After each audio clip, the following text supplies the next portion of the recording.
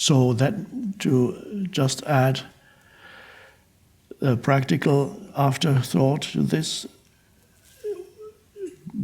if possible at all, do not resent encountering difficulties or problems in your life, because that's how it works.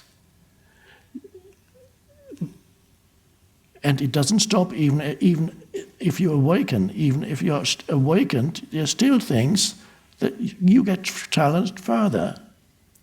Everybody gets challenged by life in one way or another. You can't, even the trust fund baby gets challenged by life eventually. So when you encounter difficulties, small or big, see if you don't say, this should not be happening. This is the underlying attitude. If that's your underlying attitude, you're in a state of resistance. For example, many difficulties come in the form of other humans. Humans are difficult. You might have noticed. Many. So they come in the form of other humans. And then the underlying mindset for many people is, this shouldn't be happening. These people shouldn't behave like that. What we're really saying is they should be enlightened. Why aren't they? Well, what about you?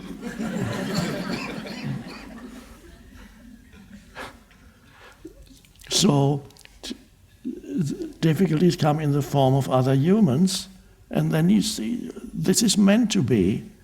You're meant to be challenged by other humans, and you cannot not be challenged. No matter how conscious you are, you will encounter other humans who are not, or not yet. And they will try to create problems for you, and sometimes they achieve that.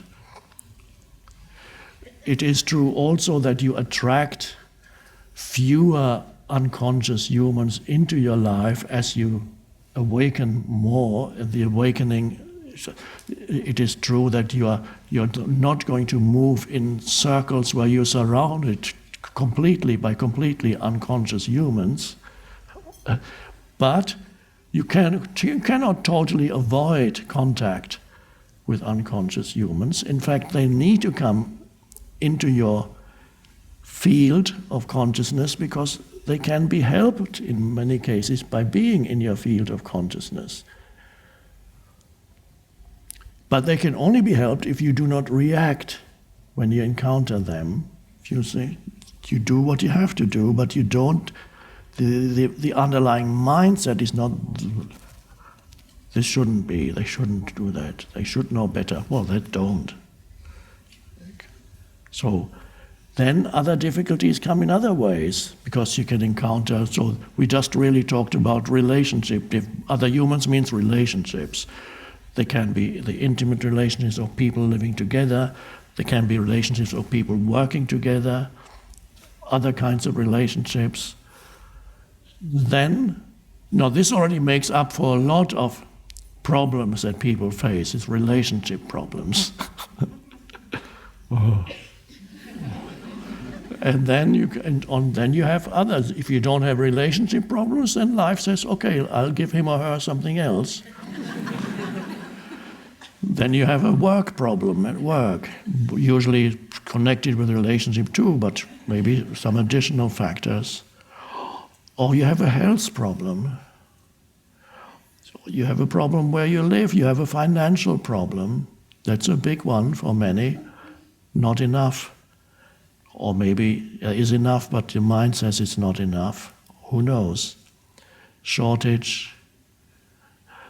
The problem of losing your job, the problem of insecurity, which isn't a problem unless you think you should have security, that life is insecure, you don't know what's going to happen next to you. That can be a huge challenge. But once you accept that, actually insecurity can contribute, if you no longer fight it, if you don't demand that your life should be secure, it can contribute to the arising of presence. because it forces you more into the present moment. Insecurity means you go into the future and see you can't control it anymore. You don't know what's going to happen next. Oh dear, I wish I had a secure job, a secure income, a secure family environment. I wish I had a secure pension plan. I wish I had a secure life insurance. I wish I had secure this and secure that. Then I would be okay. Of course, you wouldn't. These things are, if you remove the element of risk or insecurity from a person's life, this is similar to the trust fund baby, then you remove one of the most important areas where you can grow by being challenged. So sometimes the emphasis in our societies in the West is too much on security these days.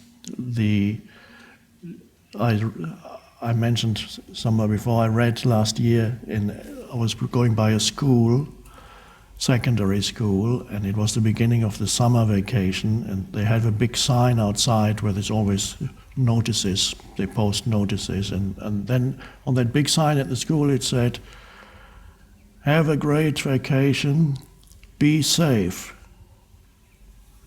That sounds reasonable advice, because you don't want to be unsafe. But is that the main thing of your vacation? You come back after the summer, the teacher asks you and say, "I was really safe." What did you do? "I didn't leave my room because I wanted to be really safe." So life again needs to be a balance between security and risk-taking and accepting the insecurity, the basic insecurity of all life.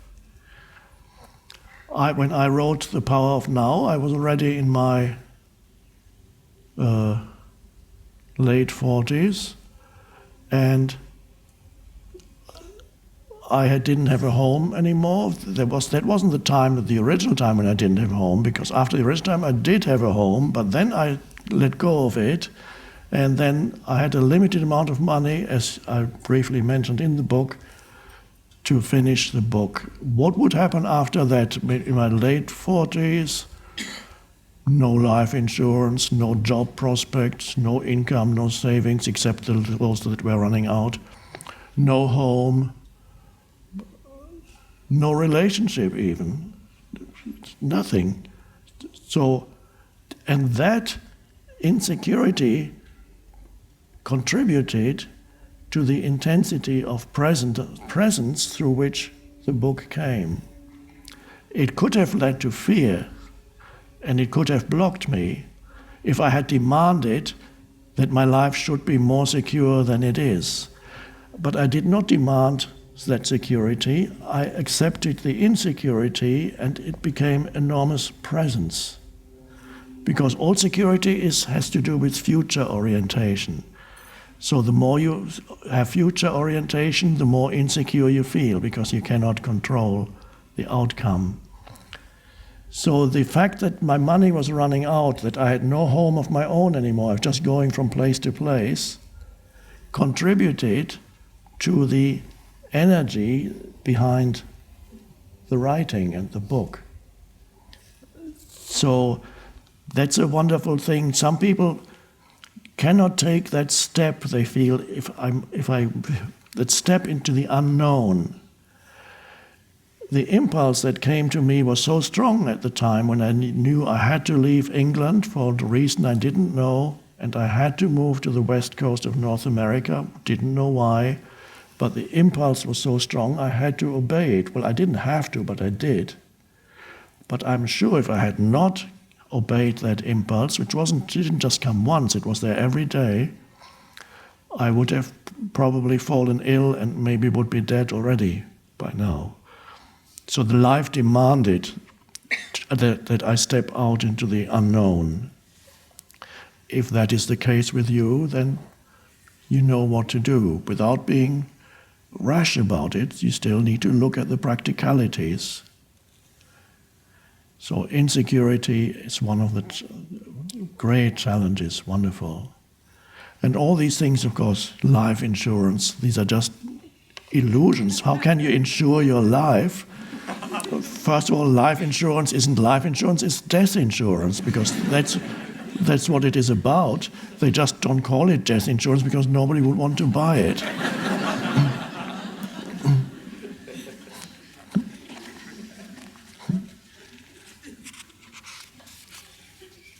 So the universe, the one consciousness, whatever you want to call it, is awakening in every human. And every human's essential identity is that one consciousness. So it's not a personal thing, because if you think yourself only as a person, then you have the delusion that you're an autonomous entity cut off from everything and everybody else. But you're not an autonomous entity, you are just a cell in this vastness. And for a few years, the cell gives itself a name, or is given a name. So and so, that's me.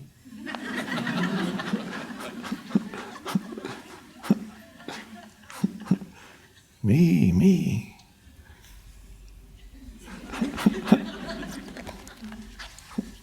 It really changes your life when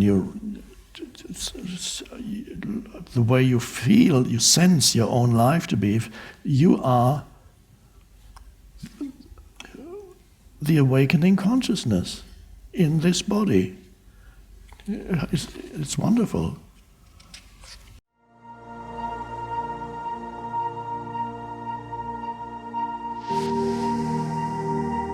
This mind-made sense of self is also much more focused on the negative than the positive. To be free, you awaken to who you are beyond your history and your life situation.